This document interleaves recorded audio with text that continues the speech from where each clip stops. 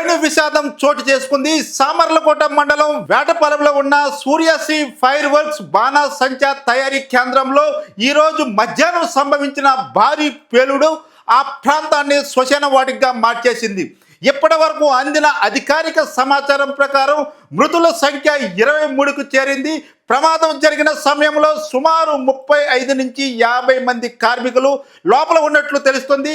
పేలుడు దాటికి మృతదేహాలు తునాతునకలై సమీప ప్రాంతంలో పంట పొలాల్లో కిలోమీటర్ల మేరకు చెల్లా చెదురుగా పడిపోవడం అక్కడ భీతవహ పరిస్థితికి అద్దం పడుతుంది.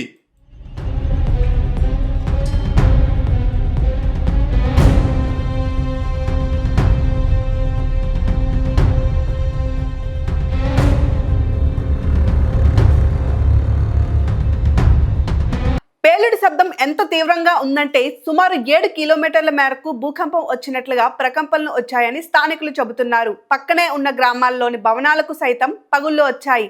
లోపల ఉన్న గన్ పౌడర్ వరుసగా పేలుతుండటంతో అగ్నిమాపక సిబ్బంది లోపలికి వెళ్లడానికి తీవ్రంగా శ్రమించాల్సి వచ్చింది. పేలుడు తీవ్రతకు మృతదేహాలను గుర్తించడం కూడా కష్టంగా మారింది. దీంతో పోలీసులు డ్రోన్లను రంగంలోనికి దించి పొలాల్లో పడి ఉన్న శరీర భాగాలను సేకరిస్తున్నారు. విజయనగరం పర్యటనలో ఉన్న ముఖ్యమంత్రి నారా చంద్రబాబు నాయుడు ఈ వార్త తెలిసిన వెంటనే తన పర్యటనను రద్దు చేసుకుని హుటాహుటిన వేళ్లపాలెం చేరుకున్నారు. కలెక్టర్, ఎస్పీలతో కలిసి సహాయక చర్యలను స్వయంగా పర్యవేక్షించారు.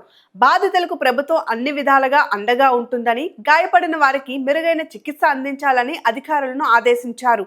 అటు ప్రధాని మోడీ సైతం ఈ ఘటనపై స్పందించారు. అదేవిధంగా డిప్యూటీ సీఎం పవన్ కళ్యాణ్, హోంమంత్రి అనిత, వైసీపీ అధినేత జగన్మోహన్ రెడ్డి సైతం ఈ ఘటన పట్ల తీవ్ర దిగ్భ్రాంతి వ్యక్తం చేశారు. ప్రస్తుతం కాకినాడ జీహెచ్సీలో చికిత్స పొందుతున్న 7గురు పరిస్థితి అత్యంత విషమంగా ఉందని వైద్యులు చెబుతున్నారు. వీరంతా 90 నుంచి 100% కాలిన గాయాలతో మృత్యువుతో పోరాడుతున్నారు. మృతుల్లో ఎక్కువ మంది మహిళలే ఉండడంతో ఆయా గ్రామాల్లో విషాద ఛాయలు అలుముకున్నాయి. ఉదయం పని కోసం వెళ్లిన తమ వారు విగత జీవులుగా పడి ఉండడం చూసిన కుటుంబ సభ్యులు కన్నీరు మున్నీరుగా విలపిస్తున్నారు. అనుమతికి మించి మందుగూడు నిల్వ చేయడమే ఈ ప్రమాదానికి ప్రధాన కారణమని ప్రాథమిక విచారణలో తేలింది.